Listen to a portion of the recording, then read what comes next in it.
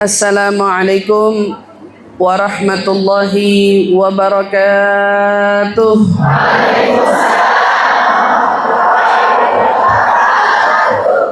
Alhamdulillahi rabbil alamin. Wabihi nasta'in ala umuri dunya waddin. Wassalatu wassalam ala ashrafil anbiya'i wal mursalin. Sayyidina wa habibina wa syafi'ina wa qurrati a'yunina Muhammadin sallallahu alaihi wa ala alihi wa sahbihi wa sallam. Subhanaka la ilma lana illa ma 'allamtana innaka antal alimul hakim. Rabbi zidna ilma warzuqna fahma. Amin amin ya rabbal alamin. Allahumma inna nas'aluka ilman ladunni wal mashraba safiyal hani ya wahhab ya ghani. Allahumma inna nas'aluka ilman ladunni wal mashraba safiyal hani ya wahhab ya ghani. Allahumma inna nas'aluka ilman ladunni wal mashraba safiyal hani ya wahhab ya ghani. Alhamdulillah tsumma alhamdulillah.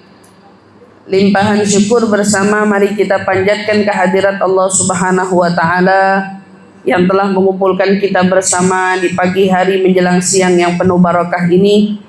Mudah-mudahan semua para jemaah yang hadir Allah Subhanahu wa taala panjangkan umurnya, Allah sehatkan badannya, Allah berkahi kehidupannya, berkahi juga rezekinya. Mudah-mudahan apa yang dihajatkan dari hajat dunia sampai hajat akhirat semuanya diijabah oleh Allah Subhanahu wa taala. Amin amin amin ya rabbal. Alhamdulillah subhanallah.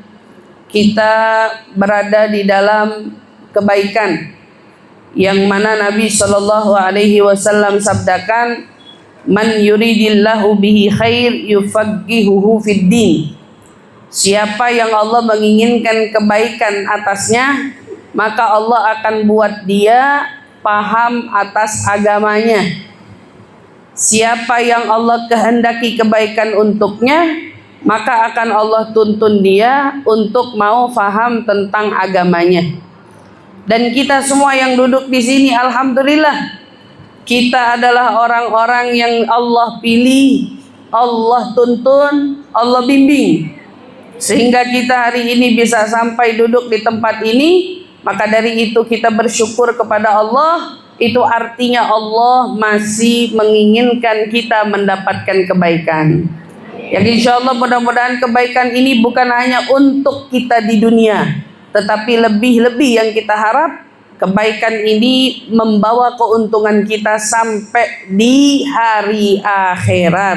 Insya Allah amin ya rabbal alamin. Membawa kita selamat.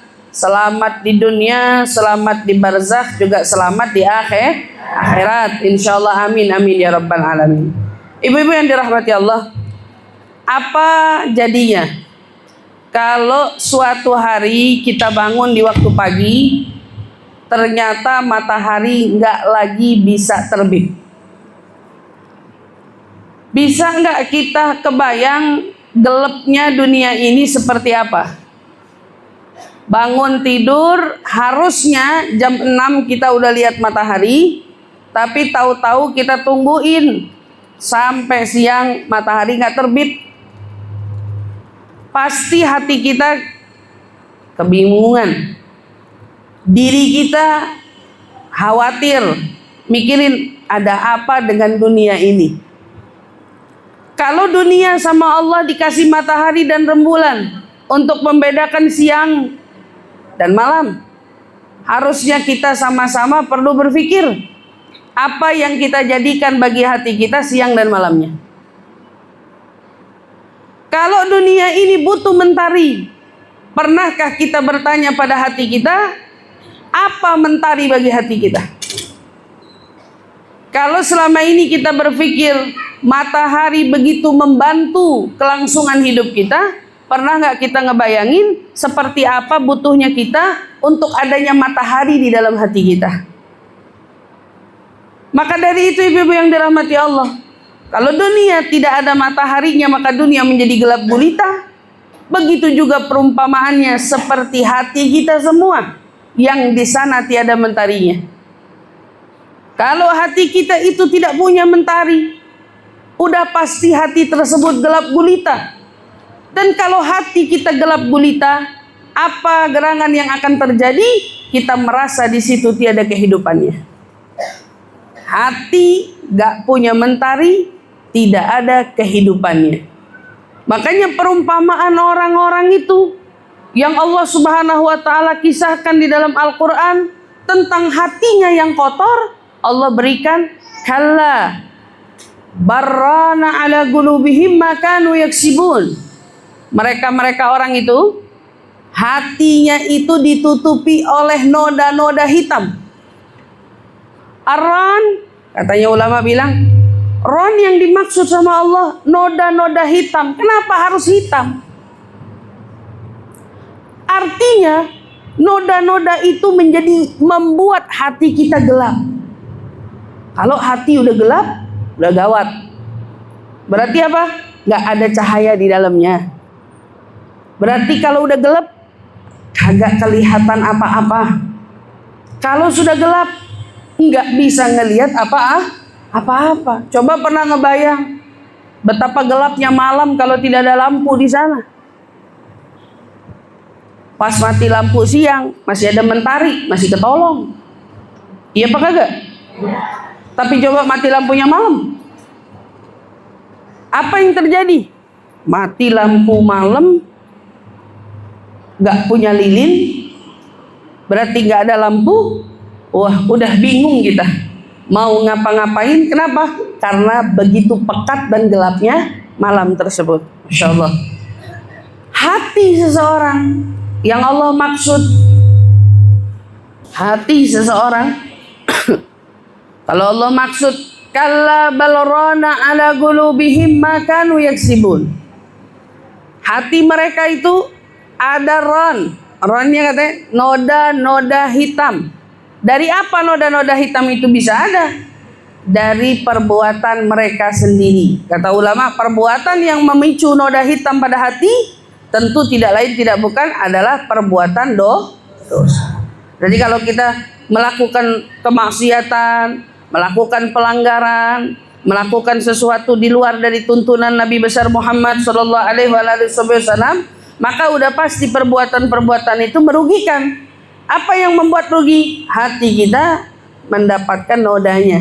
Dan kalau udah ternoda, nodanya pekat, warnanya hitam, membuat kita tidak memiliki pencerahan. Kalau udah gak punya pencerahan, kebayang kan hidupnya seberapa merananya, hidupnya seberapa sedihnya, hidupnya seberapa suntuknya. Kenapa? Hatinya gelap.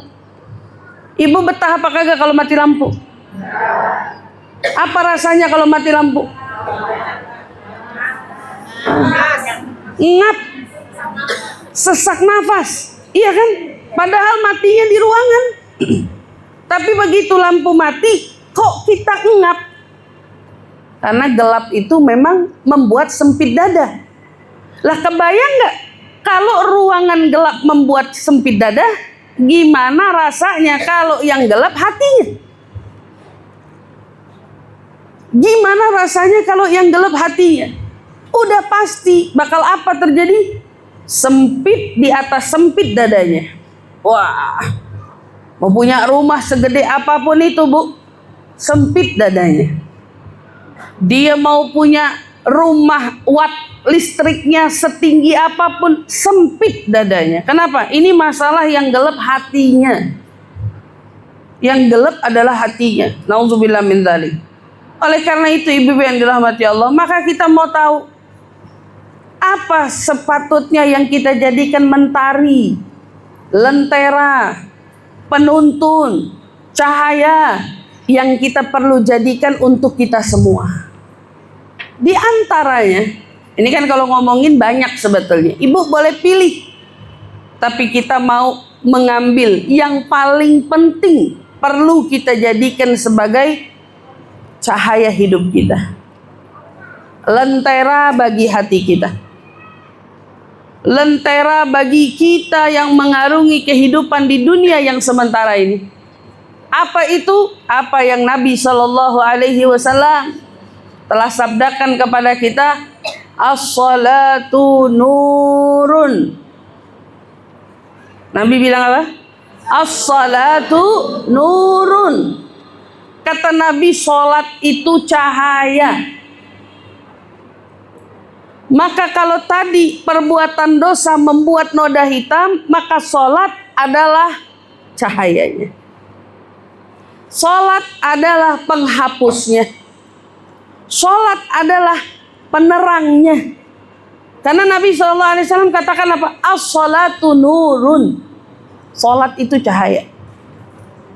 Siapa orang yang hidupnya tahu tentang tanggung jawab sholat yang Allah wajibkan terhadapnya, pasti hidupnya jauh dari sempit dadanya. Pasti hidupnya jauh dari sempit dadanya. Walau rumahnya kecil, walau rezekinya pas-pasan, walau masalahnya bertubi-tubi, yang pasti satu, dadanya lapang. Kenapa? Sholat. Tapi mau besar rumahnya, mau enak hidupnya, kelihatan gitu ya. Wah, gajinya besar, mau beli apa aja tinggal bayar, apa aja semuanya dia punya. Tapi apa? Nggak sholat. Tapi nggak sholat. Udah pasti orang ini sempit dadanya. Udah pasti orang ini suntuk hidupnya, walaupun kelihatannya rumahnya mewah, mau beli apa aja bisa, tapi ternyata sempit dadanya. Nauzubillah min dzalik. Orang kalau udah sempit dadanya nggak enak, Bu. Orang kalau udah sempit dadanya gelisah, Bu. Orang kalau udah sempit dadanya mau teriak minta tolong nggak bisa, Bu. Karena yang cuman ngerasain dia seorang. Mau diungkapin susah, mau dijabarin nggak bisa, cuman dia yang ngerasain penderitaannya. Nauzubillah min dzalik. Makanya yang paling ditakutin punya hati sempit. Subhanallah. Ada sebuah kisah. Seorang Nabi Yahya bertemu dengan iblis. Nabi Yahya bertemu dengan iblis, lalu Nabi Yahya bertanya, "Hai iblis, tolong kasih tahu aku siapa orang yang paling kau cintai."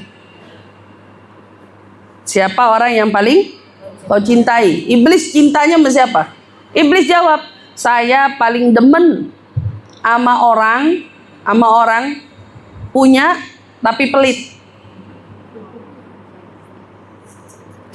Kalau kita ukur orang pelit siapa? Orang pelit yang sempit dadanya kan? Pelit. Sempit dadanya. Kalau udah pelit dadanya sempit. Siapa yang paling kau cintai? Orang kaya, orang punya, orang ada, pelit.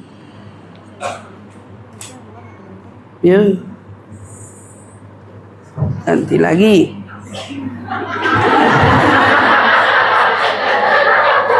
Ganti lagi. Ini enak. Ala kulli hal. Siapa tuh? Orang punya pelit. Saya paling demen nama itu. Pokoknya kalau ada orang kejangkit yang namanya pelit, mau dia punya nggak punya sekalipun, pokoknya saya demen aja sama dia. Kalau ada di sini yang pelit, nah, saya kasih bocoran tuh. Kenapa? Kamu dicinta sama iblis. Ya. Dicintanya bahaya, iblis yang cinta sama dia. Ma'udzubillah min dzalik. Lalu siapa orang yang paling kamu benci? Nabi Yahya nanya, siapa orang yang paling kamu benci? Dijawab oleh Nabi Yahya, dijawab sama iblis. Orang yang paling benci al-fasik, orang fasik tapi dermawan.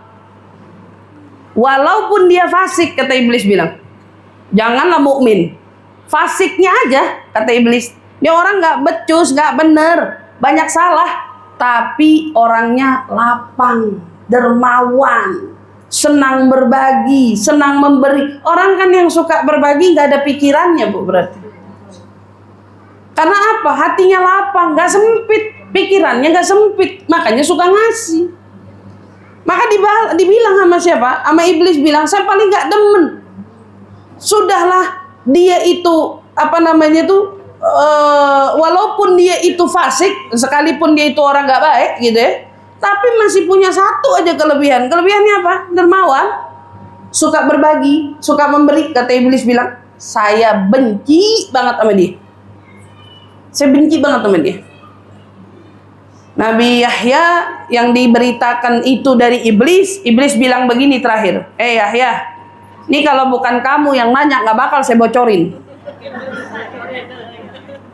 Tapi saking aja kamu nabi, kamu nanya sama saya, karena kan kalau saya bocorin bahaya. Tapi Nabi Yahya penasaran, Bu. Kata Nabi Yahya bilang, ngomong-ngomong, kenapa kamu bisa benci sama orang yang lapang ini? Itu iklan nih, Bu.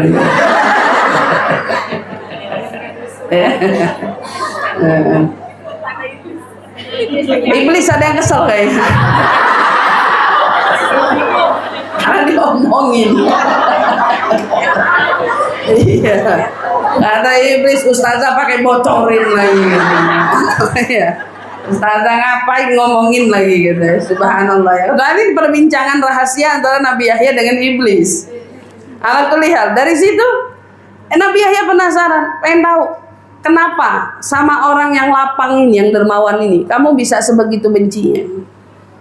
Kata iblis jawab, karena orang yang hatinya lapang ini, yang dermawan ini, saya takut sewaktu-waktu karena lapangnya dan dermawannya dia, Allah Subhanahu wa ta'ala memaafkan kesalahan dia, menerima perbuatannya, lalu mengampuni dosa-dosanya. Saya takut, kata iblis.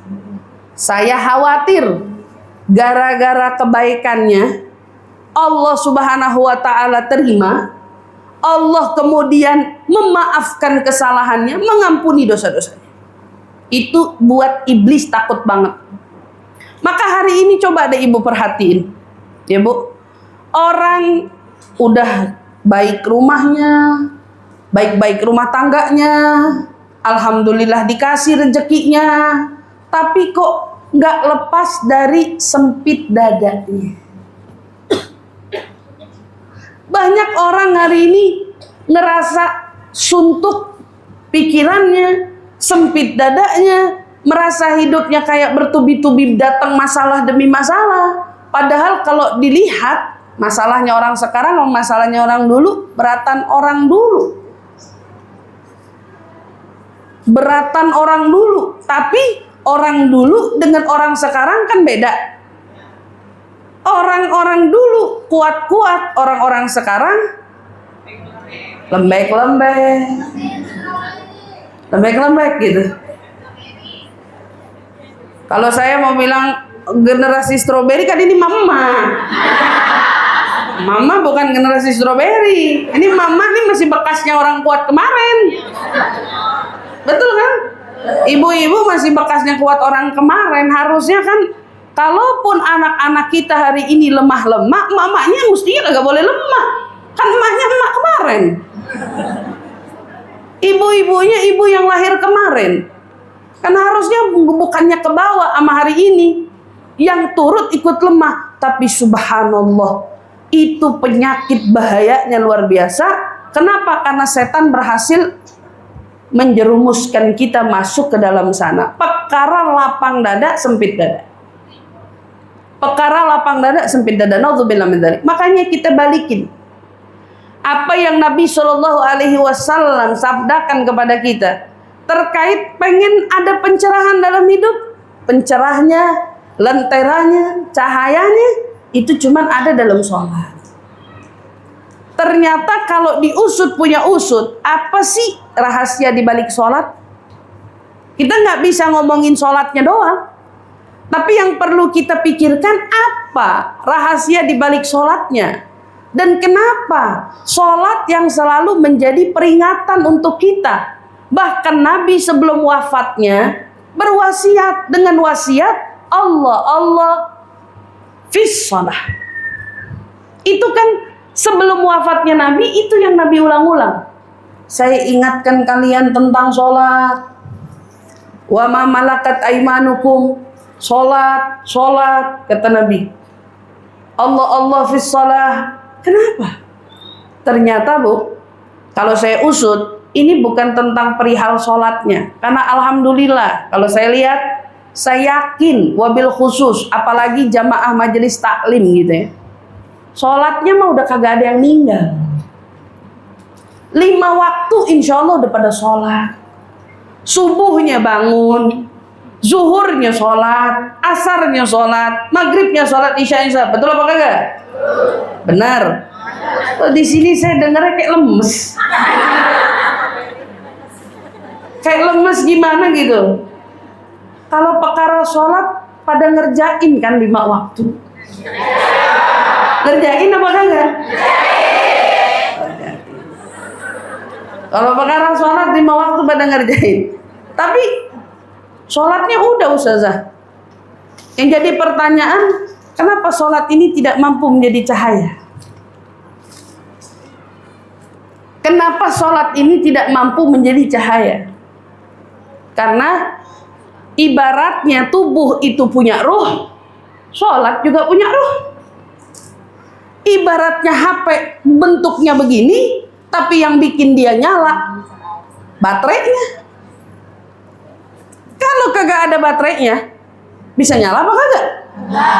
Wujudnya ada, tapi lowbat. Mau diapain Bu? Bisa dipakai nelpon, bisa dipakai ngechat. Oh, kalau baterainya mati, telepon nggak bisa, ngechat nggak bisa, foto bisa, foto bisa. Apapun fungsi yang ada di dalam sini, kalau udah lowbat, baterainya drop, mati, nggak ada yang bisa dipakai. Nggak nelpon, nggak ngechat, nggak moto, apapun itu nggak bisa. Kita mau bilang, sholat itu ibaratnya si handphone. Kalau sholatnya kagak pakai ruh, berarti sholatnya nggak ada baterainya, maka sholat itu nggak nganterin kamu kemana-mana. Sholat itu tidak menjadi pencerah, cahaya, lentera apapun bagimu. Makanya dalam sholat, walaupun kita diperintahkan untuk menegakkannya, mengerjakannya, bahkan Allah wajibkan kita untuk menunaikannya, lagi-lagi Bu diingatkan, itu bukan suatu beban dan tanggung jawab. Saya selalu ngingetin gitu ya Bu, bukan. Tapi sebetulnya kalau kita ngerjain sholatnya dengan benar, yang mendapatkan keuntungan adalah diri kita sendiri. Yang bakal ngerasain nikmatnya itu diri kita sendiri. Ibu sholat pakai ruh, pakai apa Bu? Pakai ruhnya, pakai baterainya. Pada saat kita sholat pakai ruh, pakai baterainya, tujuannya untuk apa? Menghubungkan antara kita dengan Allah Subhanahu wa Ta'ala. Jadi sebetulnya yang dibilang as-sholatu nur. Kenapa dibilang sholat? Penghubung antara kita dengan Allah. Yang menghubungkan urusan diri kita dengan Allah, itu cahaya bagi hidup kita. Tapi kalau koneksinya putus, apa yang bisa ngehubungin kita? Kalau sholatnya bengong, sholatnya lalai, sholatnya peduli amat, khusyuk nggak khusyuk, mau sholatnya sempurna, rukunnya ataupun tidak, nggak peduli. Berarti kan sholatnya nggak ada koneksi ya Bu.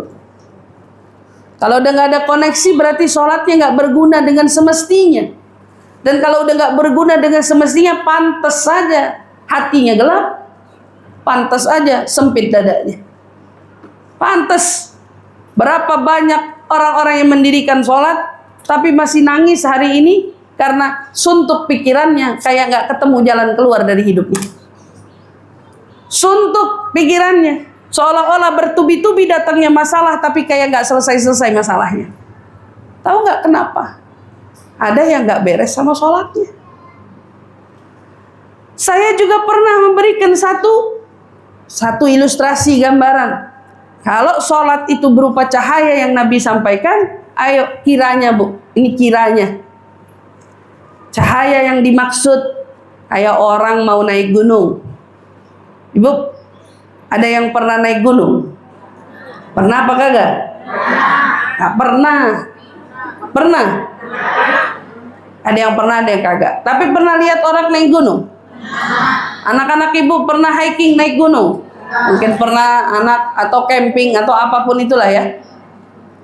Pasti waktu kita mau naik gunung itu bagian penanggung jawabnya nyuruh kita bawa perlengkapan. Betul apa kagak? Di antara perlengkapannya pasti ada senternya. Iya, Pak. Ada senter. Yang nyuruh bawa siapa?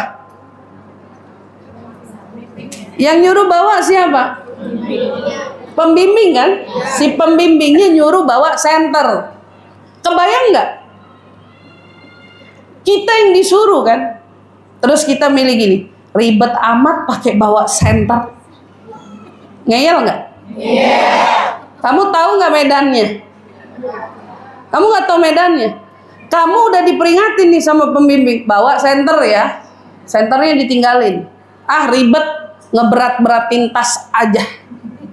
Saya kagak mau pakai dah tuh senter. Taruh aja senternya di rumah. Dia pergi naik gunung, nggak ada senter. Ini orang ngeyel. Yang rugi dia sendiri kan? Ada orang hidup di dunia, Allah wajibkan dia hidupmu iringi dengan sholat. Sholat yang harus kita kerjain itu bagian dari yang Allah berikan peringatannya untuk kita. Hidupmu harus diiringi dengan sholat. Terus kita bilang ribet amat. Emang harus? Emang pilihan? Silahkan mau bawa boleh nggak boleh, tapi itu pentingnya untuk menuntunmu sampai ke puncak gunung. Dia sangat ngebantu. Maka cahaya senter itu sendiri yang membantu kita untuk sampai dengan selamat, Bu. Membantu kita sampai dengan mudah, Bu. Membantu kita untuk sampai pada puncaknya, Bu. Orang hari ini mau sampai kepada Allah bilang nggak perlu sholat. Gak perlu sholat. Kan tadi senternya ditinggalin. Dia bisa nyampe, bisa turun lagi. Gak nyampe-nyampe pastinya ke puncak. Kenapa? Apa yang mau menjadikan tuntunannya?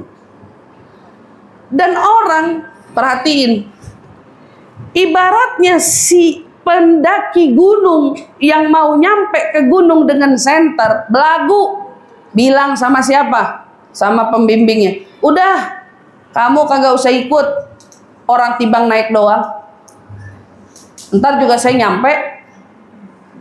Jangankan yang nggak pakai pembimbing, kelepas dari rombongan aja kagak pulang. Betul apa kagak? Jangan yang sosokan nggak mau pakai pembimbing, nggak pakai pembimbing aja, jalan rame-rame sama teman-temannya, kelepas rombongan kagak pulang. Nyasar kan? Dicari-cari, naudzubillah min dzalik, begitu ketemu udah innalillahi wa inna ilaihi raji'un. Kenapa? Nyasar. Nggak bisa turun, nggak bisa naik. Dia bingung mau ke sini apa ke sana. Ini baru gunung, Bu, medannya. Ibu kebayang nggak medan hidup kita di dunia? Allah Subhanahu wa ta'ala tahu akan terjadi apa dalam hidup kita. Ujian, udah pasti. Masalah, udah pasti. Kehancuran, kehilangan pasti dialami. Mau tanya apa aja di dunia ini, semua hal yang tidak mengenakan pasti kamu cicipi. Kamu pasti ngicipin. Maka Allah tahu kamu akan ketemu banyak rintangan, banyak perkara-perkara yang kamu tidak pernah bayangkan. Kata Allah, bekali dirimu dengan sholat. Dikasih perintah wajib sholat ya. Nih sholat, pentingnya buat kamu hidup itu luar biasa. Apa Allah cuman perintahin kita sholat? Enggak. Allah antarkan kita pembimbing yang paling sempurna, Nabi Muhammad SAW. Walau kamu diminta bawa senter buat diri kamu sendiri, nggak bisa senter dibawa aja sama dia pembimbing, kita mengikut aja dari belakang. Kamu kepleset, pembimbing di depan, siapa yang tahu? Betul kan? Tahu medannya curam. Hidup kita ini curam. Medannya terjal. Bahaya. Kapan-kapan saja bisa membuat kita binasa. Ini dunia. Ini dunia. Maka kita dibekalin bawa senter. Ikuti jalan pembimbingmu, yaitu Nabi Muhammad sallallahu alaihi wasallam. Maka saat kita sholat, kita punya pembimbing kita, yaitu sang Nabi kita Muhammad sallallahu alaihi wasallam. Cukup nggak kira-kira? Enggak, Bu. Ada yang kurang. Karena saya katakan tadi, medannya terjal, kehilangan rombongan, ada senter, barangkali juga masih bisa tersesatkan. Iya apa tidak? Allah kasih kita lagi paket sempurnanya. Bukan cuma Nabi yang menjadi pembimbing, tapi tuntunannya, petanya Allah turunkan untuk kita semua. Jadi orang kalau mau naik gunung dikasih peta, Bu. Ini medannya ya. Gunungnya begini. Kita ada di sini. Kita naik. Itu namanya map kita ya. Peta. Kita punya map nggak? Apa map kita? Al-Quran. Makanya walaupun Nabi besar Muhammad sallallahu alaihi wasallam sudah wafat, digantikan dengan pengganti-penggantinya yaitu para ulama, kita yang tetap mau selamat, kita yang pengen berbekal diri untuk sampai di akhirat, sampai dengan selamat dengan tujuan yang semestinya, jangan tinggalin 3 hal ini. Ini yang paling penting. Cahayamu, yaitu sholat. Petamu, yaitu Al-Quran. Pembimbingmu, yaitu Nabi Muhammad sallallahu alaihi wasallam, atau para ulama yang mengikuti jejaknya. Para ulama, para guru, para tokoh yang mengikuti jejaknya. Kita disuruh ngikut apa yang ulama ajarkan kepada kita, berguru, minta pembimbing, minta penuntun. Karena kalau hari ini ada orang yang pengen nyampe nggak pakai pembimbing, nggak ada penuntun, nggak bakal sampai dia, ibu-ibu.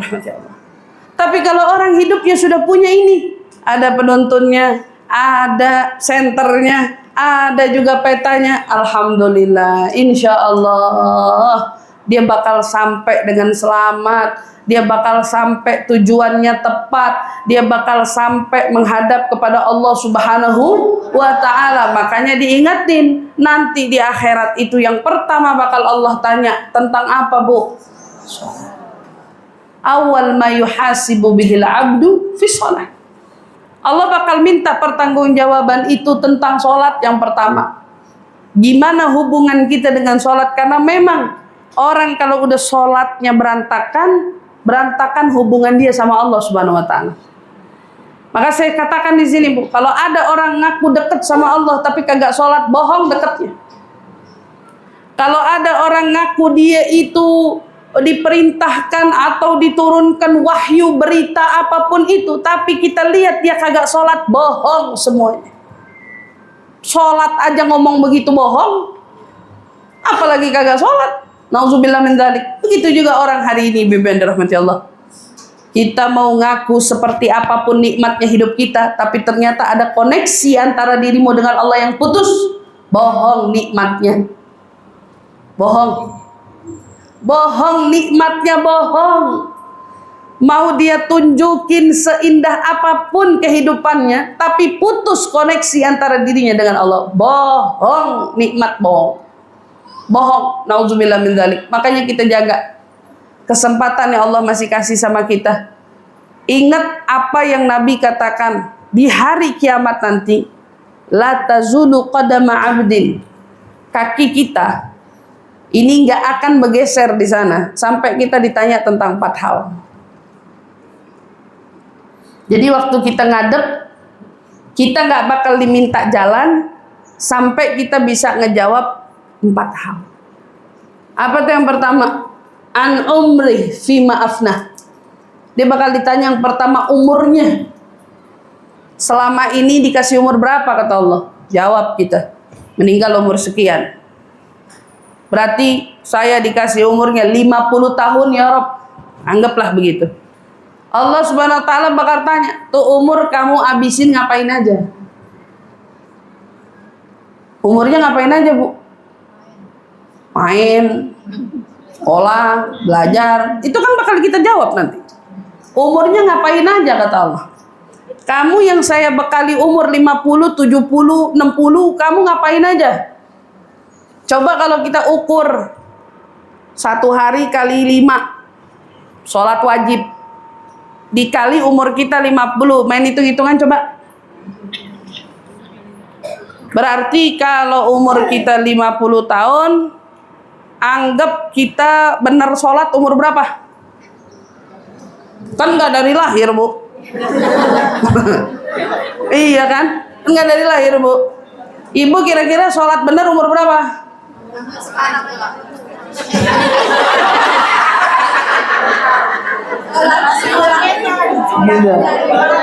Ibu kira-kira bener sholat umur berapa? Jujur loh. Anggap deh umur balik ya. Umur balik walaupun minim. Anggap umur balik deh, kita ngitung. Umur kita 13 tahun. 13 tahun udah sholat belum? 13 tahun udah sholat belum? Insya Allah udah ya. Yang belum mudah-mudahan Allah ampuni. Umur 13 tahun. Berarti umur sekarang berapa? Umur sekarang kali hitung. Coba ibu udah punya tabungan sholat berapa kali? Hah? Kali 5 sehari. Umur 13 tahun. Masih banyak yang bolong dong. Banyak kasih. Subuh aja kayaknya benar sholat umur berapa tuh? Gitu. Subuh aja kira-kira umur berapa? Berapa sih kita sholat? Kita malu.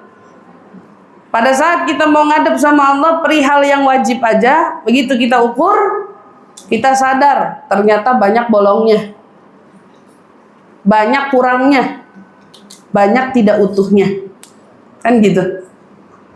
Allah tanya, nih umur yang saya kasih kamu apain aja? Apapun yang kita lakuin semua bakal ditanya sama Allah, bakal dimintai pertanggungjawabannya. Makanya kaki nggak bakal bergeser sampai ditanya. Kan kita mikir, kalau kaki bergeser sampai berhasil menjawab, berarti nggak ada yang luput dari yang Allah tanya.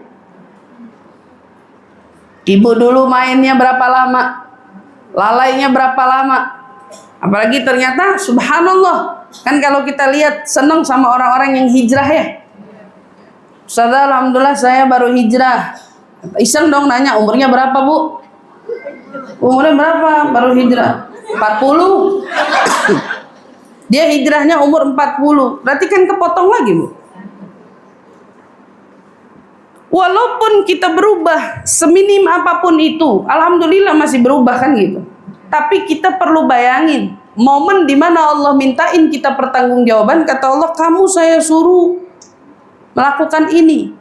Umurmu sekian, kamu baru nerapin di umur berapa? Kita bakal jawab umur sekian, umur sekian. Dan itu nggak luput dari pertanyaannya.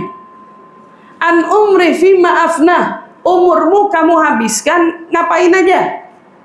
Allah bakal tanya.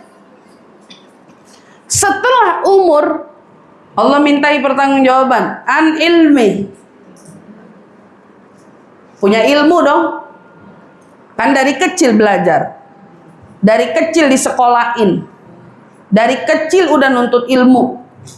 Allah tanya, tuh ilmu kamu ngapain aja dengannya? Adakah kamu mengambil manfaat dari ilmumu itu? Atau menebar manfaat lagi daripada ilmumu itu? Atau apa? Allah bakal tanya. Kamu amalin atau tidak ilmu itu? Allah juga bakal tanya. Semua seputar tentang ilmu, belajar di mana, ngaji di mana, dipakai apa kagak ilmunya, disebarkan luas lagi atau tidak, Allah bakal tanya. Allah bakal tanya, Bu. Udah tahu begini, kenapa dilanggar?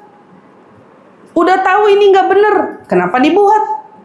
Udah tahu, tapi masih dikerjain. Subhanallah. Semua bakal ditanya. Makanya saya selalu katakan, Bu, punya ilmu penting, sangat penting.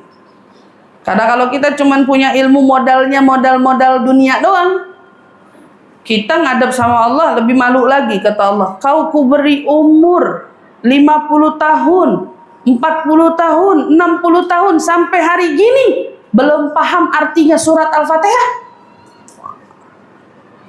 Keki kita mau jawab, bingung kita mau jawab.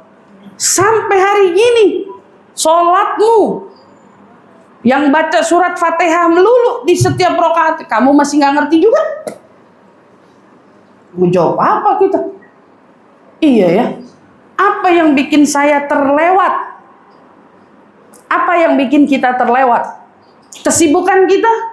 Atau apa? Itu kita bakal malunya nggak punya muka. Allah tanya, itu baru surat Fatihah masih keki, masih bingung. Lah kalau Allah tanyanya, umur 50 tahun itu nggak sempet kamu belajar Al-Quran itu? Nggak sempet? Ngapain aja? Kata Allah, saya kasih kamu umur 50, 60, 70, ngapain aja? Kan yang jadi pertanyaannya gitu kan? Ngapain aja? Itu baru Qur'annya. Lah belum tentang ilmu-ilmu Allah lainnya. Hanya kalau seumpamanya sekarang nih Bu, kita baru getol ngaji, alhamdulillah saya nggak heran. Karena kita lagi mengejar ketertinggalan. Karena ngajinya nggak dari kecil kan? Baru ngaji sekarang. Makanya kalau ada orang tanya, kenapa ya ibu-ibu kalau pengajian semangat banget? Nggak heran. Karena dorongan semangat itu menyadarkan dia akan ketertinggalannya. Dulu muda kita belum begini soalnya. Betul apa kagak, Bu? Dulu muda kita nggak begini soalnya. Udah puas banget dulu sama mudanya. Nah sekarang pengen puas sama Allah. Sekarang kayak pengen puas ibadah sama Allah. Itu tentang ilmu. Habis ilmu apa yang ditanya? Allah bakal tanya, an malih min ainat tasab, dari mana uang harta yang selama ini dia terima. Allah bakal tanya, uang hartanya yang dia dapat kamu nerima dari mana? Cukup sampai di situ enggak? Abis dia udah nerima, ditanya dari mana, Allah tanya lagi, kamu kemanain? Oh saya pakai ya Allah buat beli, misal nih Bu, seblak. Bakal ditanya Ustazah, ditanya kenapa ibu pilih itu? Bayangin, ibu Ustazah masa kita beli seblak ditanya Bu. Ibu beli cimol ditanya Bu. Cilok ditanya Bu. Ibu beli bakso juga ditanya Bu. Nggak ada yang lewat dari itu semua. Kata Allah kan saya yang bagi. Sederhana sebetulnya, kayak ibu ngasih jajan anak uang.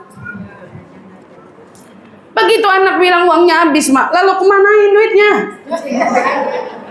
Kan dia nanya duitnya dikemanain. Ibunya nanya, kemana aja tuh duit kamu jajanin pakai apa aja? Kalau ibu yang detail, minta dirinciin. Lah itu masih ada sisanya. Kemana sisanya? Baru ketemu ibunya, anaknya udah mumet. Kata, aduh ibu saya perhitungan banget. Allah nggak ngitung kita di sini, dikasih terus. Tapi kata Allah, ya nanti waktunya saya nanya, ya saya tanya. Kata Allah, saya kasih kamu kesempatannya di dunia. Kau dapat ini, kau dapat ini, kau dapat ini. Tapi ada waktunya. Dari mana kau dapat, kemana kau keluarkan, aku juga akan tanya, kata Allah. Karena kan semuanya ini adalah pemberiannya. Wajar kalau Allah mau tanya. Jadi kalau orang kerja di kantor, ngelola uang kantor, ditanya sama atasannya, ini kamu lagi mengelola milik Allah. Allah pantas bertanya. Kalau ada orang, saya beliin rumah untuk bikin kontrakan, ya kata Allah, saya tanya aja, untuk apa? Makanya pentingnya ilmu buat jawab. Ngapain punya kontrakan 5 pintu? Jawabnya apa? Nih nih kisi-kisi. Saya kasih kisi-kisi. Yang punya kontrakan 5 pintu dengerin. Yang punya kontrakan 5 pintu dengerin. Nah, kalau ditanya kisi-kisi, ngapain kamu punya kontrakan 5 pintu? Ya Allah, kugunakan harta itu untuk kugunakan kebutuhan hidup. Kugunakan untuk memberi tanggung jawab yang harus kuberi. Di antaranya, kugunakan untuk aku pergi umroh ibadah kepadamu. Kugunakan ya Allah untuk aku pergi menjelajahi bumimu ya Allah. Agar aku tahu betapa indahnya ciptaanmu. Ya kan kalau pinter enak jawabnya. Gitu ya. Apalagi kugunakan ya Allah untuk membantu kaum duafa. Kupergunakan ya Allah untuk membantu kaum anak-anak yatim. Kugunakan ya Allah untuk membantu para janda, orang-orang yang membutuhkan. Kugunakan ya Allah untuk kemaslahatan umat. Kan enak kalau tahu. Dia tahu ilmunya, punya itu bakal ditanya, maka dia tahu mengelolanya. Dia harus kelola dengan baik dan benar. Itu kan bakal ditanya sama Allah. Semua dari mana dapatnya, kerja dengan cara apa, digunakan untuk apa, semua bakal ditanya, Bu. Ibu latihan makanya bagi ibu-ibu yang punya kontrakan. Enggak, nih turun grade dikit. Latihan bagi ibu-ibu yang punya suami perhitungan. Begitu suaminya nanya, tuh uang kemarin saya kasih kemana aja, dibeliin apa aja, belajar ngelolanya, Bu. Karena kalau ibu aja bertanggung jawab kepada dia, suami yang memberi nafkah, kan gitu kan? Ada suami yang bangsa mau tahu, mau dibeliin apaan aja, ya udah nggak usah dipegelin, itu mah latihan aja. Kalau lolos dari dia, insya Allah lolos juga dari Allah Subhanahu Wa Taala. Iya, kalau lolos dari dia, ntar juga lolos dari Allah Subhanahu Wa Taala. Ya, sama suami udah bisa jawab. Nah ini yang saya beliin ini, saya beliin ini, saya beliin ini. Oh ya gitu. Lolos, aman. Insya Allah nanti ditanya sama Allah, aman. Gitu. Bahkan dijawab juga. Kurang lebih begitu. Allah bakal tanya. Yang ketiga, perkara ilmu. Makanya kalau belajar yang benar. Jangan sampai nanti belajar punya ilmu, tapi justru ilmunya digunain nipu orang. Belajar, punya ilmu, tapi ilmunya justru digunakan untuk memanipulasi orang. Atau dia belajar punya ilmu, tapi ilmunya digunakan untuk kepentingan hawa nafsunya. Allah juga bakal tanya. Jangan sampai salah mengelola karunia yang Allah berikan kepada kita, termasuk ilmu di situ. Termasuk harta di situ. Itu kan bukannya kita yang pintar, Bu. Allah pilih kita layak untuk mengelola apa yang dia punya. Dikasih sama Allah amanat, kamu pegang, sini pegang. Dikelola buat apa? Dibagi-bagiin untuk apa? Dipergunakan untuk apa? Nauzubillah min dzalik. Makanya kalau kadang-kadang kita punya ilmu atau kita punya harta, tetapi justru kita pergunakan itu semua untuk menyombongkan diri, membanggakan diri. Kata Allah, lah lupa yang ngasih siapa? Kamu lupa yang ngasih siapa? Ibaratnya nih, nauzubillah min dzalik, lah kita diminta, kita sebagai pengelola, amil zakat, anggap begitu. Amil zakat nih, Bu, udah tahu amil zakat, duit dia apa bukan? Duit umat kan? Duit orang yang nitip duit sama dia. Terus dia bagi-bagiin kan ke kaum duafa. Lah yang berasa, nauzubillah, yang berasa hebat dia. Nih, ana bagiin ente duit. Duit siapa? Kita alhamdulillah dikasih sama Allah anugerah, dapat rezeki, punya sesuatu, kita kasihin orang. Pantas gak kita ngerasa nih kita yang punya? Bukan kita yang punya, Allah yang punya. Kita pengelolanya doang. Allah yang amanatin kita. Makanya jangan sampai kita sombong. Ilmu juga gitu, Bu. Punya ilmu, hati perlu dijaga. Saat kita punya ilmu berbagi terus ngerasa, nih, aneh udah bagiin ente ilmu. Nauzubillah. Itu ilmu kalau bukan Allah yang kasih, kalau bukan Allah yang beri, kita nggak tahu apa-apa. Nggak tahu apa-apa. Terakhir, apalagi yang bakal Allah tanya sebelum kaki ini beranjak, sebelum kaki ini bergeser, an jasadihi fima abla. Ternyata tentang tubuh kita. Tubuh yang dikasih menjadi perhatian khusus. Kata Allah, kamu apain tuh badan? Awal saya mikir, bahkan udah ditanya di awal tentang umur, ilmu, harta, kenapa badan-badan ke bawah? Iya. Allah kasih kita wajah. Wajahnya diapain aja? Macam-macam kan? Wajahnya diapain aja? Kamu gunakan wajah itu untuk apa?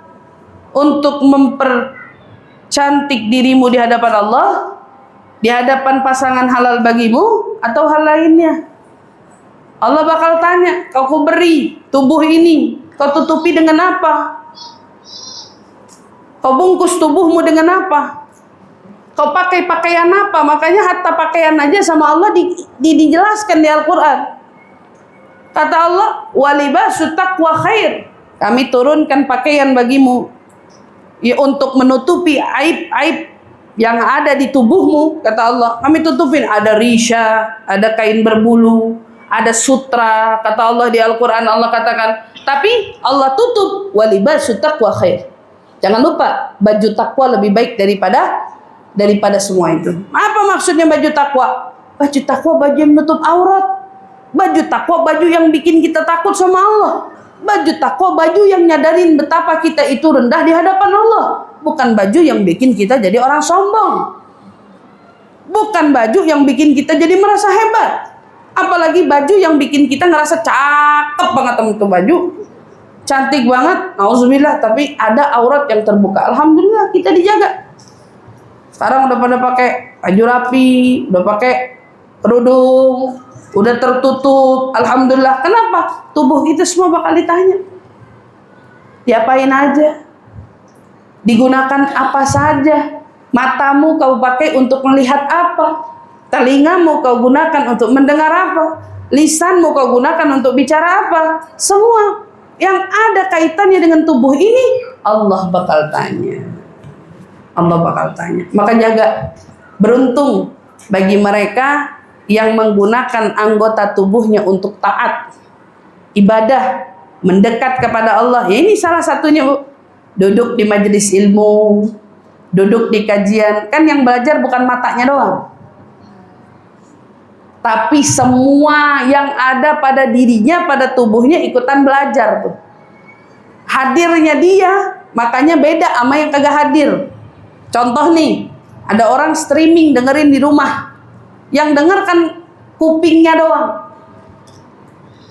Beda nggak sama ibu yang duduk di sini? Ibu yang duduk di sini kuping nyimak, mata mandang. Alhamdulillah, mata mandang. Kemudian pakai apa lagi? Kaki melangkah. Betul nggak? Yang pada rajin-rajin, pada punya catatan, nulis. Masya Allah, biar kagak lupa. Nggak ada yang nulis, ada yang ngerekam. Kata ntar pulang pengen dengerin lagi, ceramahnya ustazah. Direkam. Semua tubuhnya ikut serta di balik ketaatan itu. Semua tubuhnya ikut serta. Rambutnya menjadi saksi, hidungnya jadi saksi, mulutnya jadi saksi, seluruh permukaan kulitnya menjadi saksi, semuanya jadi saksi. Maka bedanya orang datang ke taklim sama enggak. Nabi bilang, hudur majalisul ilm, hadirnya kamu di majelis ilmu itu khairu min shalah alf rakaat. Lebih utama dari sholat 1000 rakaat. Hudur. Kenapa? Duduk di majelis ilmu. Matanya mandang, telinganya mendengar, tubuhnya duduk menyimak, ya kan gitu. Terus kemudian bisa jadi anggota tubuhnya, tangannya atau apa, mencatat, menulis kebaikan. Ada juga yang menulis dengan handphonenya lalu disebarluaskan. pahalanya beda Bu, nggak sama. Jadi kalau orang bilang kita ngaji di rumah aja, kita ngaji yang dekat-dekat aja, makin jauh nih kaki melangkah, makin besar pahalanya kita dapat. Kan begitu. Saya Masya Allah kalau lihat orang hadir dari jauh-jauh sampai bela-belain hadir gitu ya, saya bangga, saya senang. Tapi yang paling saya senang apa? Ini orang pahalanya banyak banget, ngaji aja sampai jauh-jauh banget. Kalau ada orang bilang, ngapain ngaji yang jauh-jauh, yang deket aja, kagak usah dipaksain. Yang maksain sama yang kagak beda, pahalanya beda. Nggak sama Bu, nggak sama. Orang yang berusaha lebih sama yang biasa aja beda. Orang yang betul-betul semangat, wasari'u, kata Allah, yang mempercepat, fastabiqul khairat, sama kebaikan berlomba-lomba, kagak sama yang jalannya santai aja, nggak sama. Orang yang dapat garis finish di depan sama yang jalan di belakang, udah yang penting nyampe entar, udah sama. Yang enggak lah, yang di depan dapat medali, yang di belakang dapat tepuk tangan doang. Ya kan begitu, nggak sama. Masa sama? Ya beda Bu. Maka dari itu Ibu yang dirahmati Allah, saat kita dikasih sama Allah kemampuan, kesanggupan, kesehatan, ini kita dimintain pertanggungjawabannya.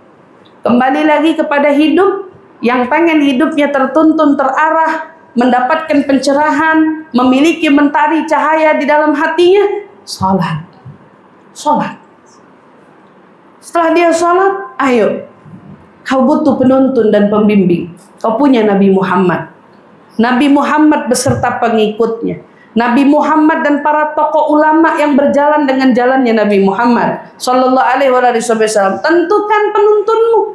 Siapa yang menuntun kita masuk ke surga? Siapa yang mau kita jadikan penuntun kita sampai ke puncak kehadirat Allah Subhanahu Wa Taala? Siapa yang mau kita jadiin penuntun? Pilih. Kemudian ingat, jangan jauh-jauh dari peta hidup kita, jangan jauh-jauh dari Al-Quran. Apalagi sebentar lagi kita mau masuk bulan suci Ramadan. Perbaiki hubungan kita dengan Al-Quran. Bagaimana tilawah kita, bagaimana bacaan kita, ya, sebisa mungkin kita menjalin hubungan yang erat, karena dia adalah tuntunan hidup kita, Ibu yang dirahmati Allah. Salat cahaya, Nabi Muhammad pun diisyaratkan Allah di dalam Al-Quran cahaya kita. Al-Quran pun diisyaratkan Allah di dalam Al-Quran sebagai cahaya kita. Maka siapa yang ingin cerah, terang benderang hatinya, terarah dan tertuntun hidupnya, maka miliki 3 hal ini dalam kesehariannya: Al-Quran, Nabi Muhammad Sallallahu Alaihi Wasallam, jalinan hubunganmu dengan Allah dengan sholat. Insya Allah, mudah-mudahan dengan itu semua Allah tuntun, Allah bimbing kita, Allah berikan pencerahan, keselamatan, keafiatan, sehingga kita semua ya Rabb, Allah Subhanahu Wa Taala jaga dari kesulitan, dari kesusahan, dari ketakutan, dari kekhawatiran, dari kegalauan, dari kegundahan, agar Allah Subhanahu Wa Taala angkat semua kesulitan-kesulitan kita, kekhawatiran-kekhawatiran kita, ketakutan-ketakutan kita diganti dengan kedamaian, diganti dengan ketenangan, diganti dengan kebaikan, diganti dengan keberkahan dari Nabi besar kita Muhammad Sallallahu Alaihi Wasallam. Insyaallah, amin amin ya rabbal alamin. Dan mudah-mudahan insyaallah ya Rabb, Allah perbaiki diri kita, hubungan kita dengan Allah, hubungan kita dengan Rasulullah, hubungan kita dengan para guru, hubungan kita dengan para orang tua, hubungan kita dengan kaum muslimin muslimat, hubungan kita dengan anak. Mudah-mudahan insyaallah Allah pelihara, Allah jaga, Allah tuntun kita semua. Tiada seorang pun dari kita yang diwafatkan kecuali husnul khatimah. Semoga Allah wafatkan kita dalam iman, Allah wafatkan kita di atas kalimat La ilaha illallah Muhammad Rasulullah sallallahu alaihi wasallam. Dengannya kita dihidupkan ya Rabb, dengannya kita diwafatkan ya Rabb, dengannya kita dikumpulkan bersama seluruh ahli la ilaha illallah.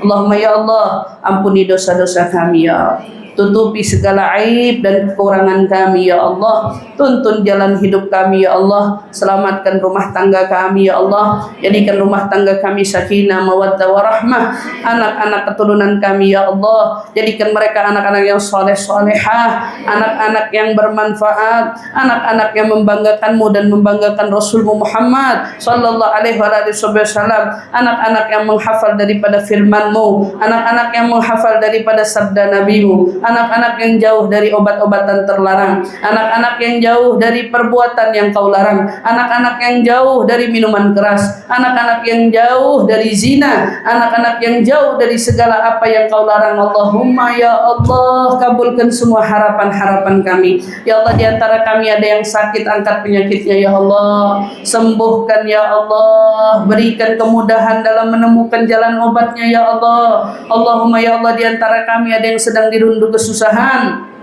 ada yang sedang dirundung kesedihan ya Allah, dengan wasilah Nabi Muhammad angkat kesedihannya ya Allah, angkat kesulitannya ya Allah, angkat beban hidupnya ya Allah, berikan kemudahan di jalan hidupnya, bahagiakan hatinya ya Rabb, senangkan dirinya ya Rabb. Allahumma ya Allah, di antara kami ada orang tuanya yang telah berpulang ke rahmat-Mu ya Rabb. Untuk orang tua kami yang telah berpulang ke rahmat-Mu, ampuni dosa-dosanya ya Rabb, luaskan kuburnya, jadikan kuburnya raudhatan min riyadhil jannah.